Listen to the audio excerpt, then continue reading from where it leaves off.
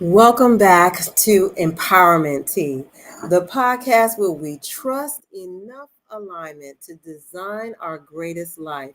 I'm your host, Charlene Harry, and today I want you to grab your cup of tea, whether it be empowerment tea, a coffee, a drink, a glass of water, and settle in as we dive into today's topic. The topic for today is setting boundaries, right? And this is very near and dear to my heart because it's something that I'm trying to continually practice in the workplace. Now, empowerment should be a daily practice. We need to empower ourselves, renew ourselves, and stay encouraged on a daily basis. And that's why I drink my empowerment tea. Okay. For me, sipping on my empowerment tea is about embracing intentionality and alignment every day. It's the small steps, you see, that we take to design the life we're meant to live. And boundaries, well, they are like the guardrails that keep us on the path to what we are desiring. So let's jump right on in. Because you cannot pour into an empty cup, or you cannot pour from, everyone's heard that before, right? You cannot pour from an empty cup. So let's stop letting others drain your reserves. All right, let's keep this cup full as we try to continue to make the impact that we know we can make in our personal and professional life. All right. So, did you know that 77% of professionals have experienced burnout? No surprise there.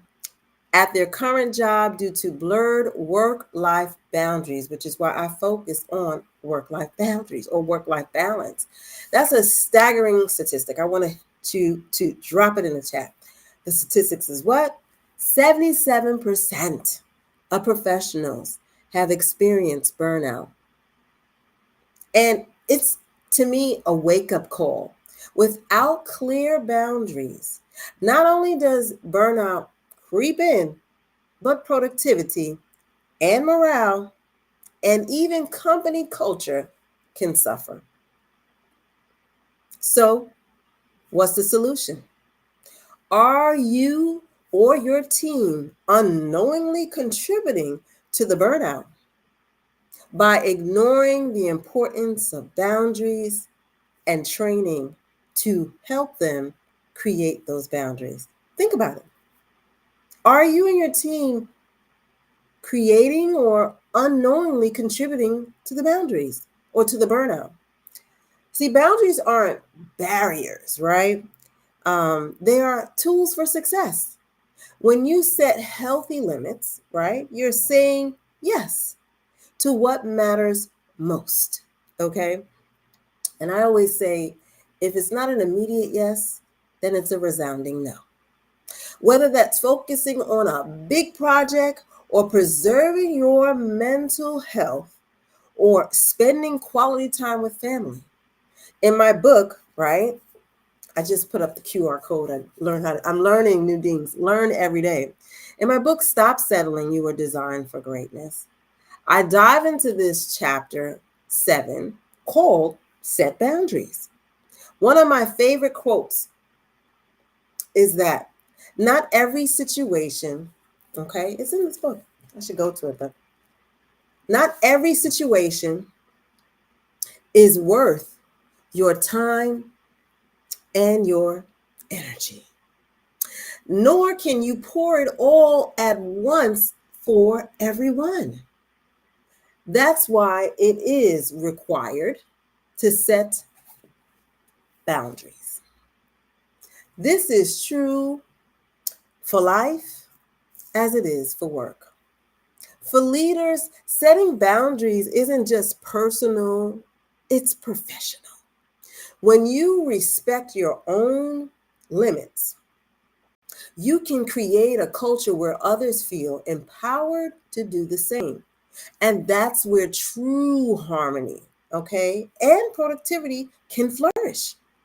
This is why I write, the newsletter of productivity, of progressive productivity. We all want to progress. We all want to evolve. We can do that when we set boundaries. So, how do we bring boundaries into the workplace? Here are three simple strategies I want to share with you all. Number one, communicate clearly. Whether it's your availability, your work preferences, or deadlines, clear communication is the foundation of boundary settings.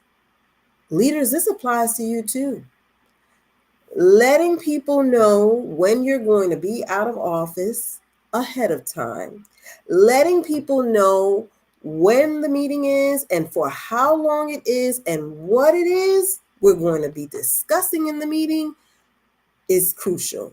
Having the pertinent people there is also very crucial. Setting the boundaries for what we are to focus on in every moment of our day. Number two, respect breaks. I talk about this in my keynote for It's About Time, how to capitalize on three proven steps to help you make time work for you. Respect the breaks. Encourage your team to unplug during breaks. Encourage yourself to recognize that when you take a break, you are actually sharpening your saw. When you are so focused and you don't take a minute to step back, you're losing the bigger picture and you're not able to really give what it is you need to give. So a refreshed mind is far more, in my opinion, productive than a burned out mind. I don't know if y'all can agree with that, but I have sat in on some meetings where you can tell everybody's burned out. They are burned out. And leaders, keep going. And in my mind, I'm thinking to myself, you have to gauge your audience. You have to see if you are unknowingly creating the burnout. Step number three, encourage no. It's a strength. Yes, we want to entertain every idea. We want to see all the possibilities. What I call those are tables. We're going to set that on that table. That's at the back of the table or the back of the room. And this is what we're going to focus on right now.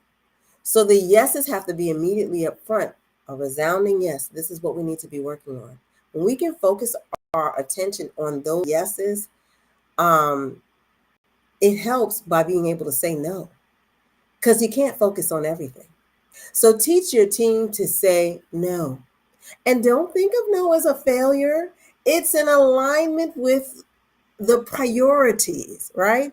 Empower them and your team to focus on what really matters. It is not easy when you're in a big group, but it's important as a leader to identify what is keeping us on track and saying no to what is not. So these are the steps that I suggest. And they might sound small, simple, but they add up to a really big result, and that's reduced burnout. It's better morale, it's a respect, and it's a healthier, in my opinion, workplace culture.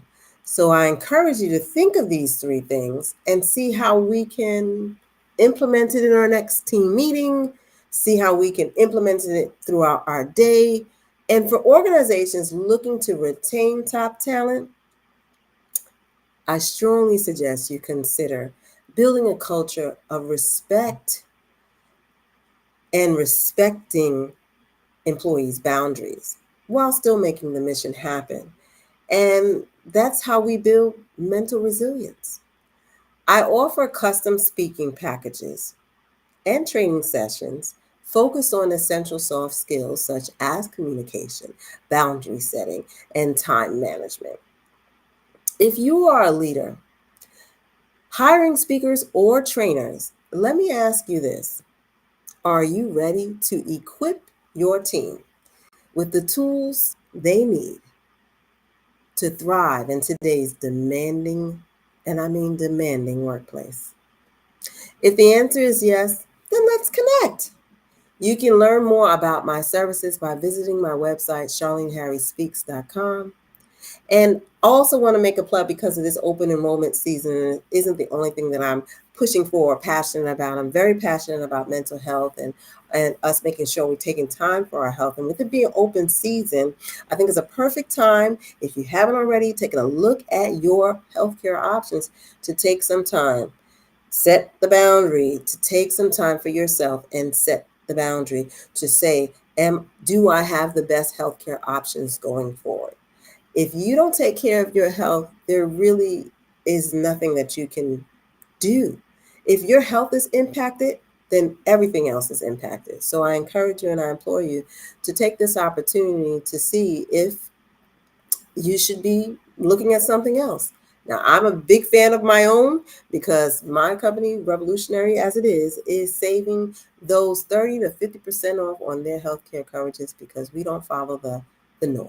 Okay. And there's no network restrictions, in my opinion. I mean, not my opinion, there is no network restrictions. That's hands down. That's one of the reasons why I love it. So let me help you and your team reduce stress and stay empowered. Reach out for a free quote today. And thank you for taking time with me on Empowerment Tea. It is my dear, sincere request that you stay encouraged, you learn how to set your boundaries, and remember that boundaries aren't just for keeping stress at bay, they are for opening the doors to your greatest life. So if you haven't already grabbed a copy of Stop Settling, You Were Designed for Greatness, now is the time. And for those who read it, thank you. I'd love to hear how it helped you. If there was an ounce of epiphany to you in the book, please leave me a review on Amazon so that we can inspire others to also not settle and take that leap towards greatness. The QR code on the screen is for Amazon, and the rolling thing is if you'd like a signed copy. That's all that I have for you today. Until next time, please stay empowered by trusting enough alignment and keep designing your greatest life. Cheers, Charlene.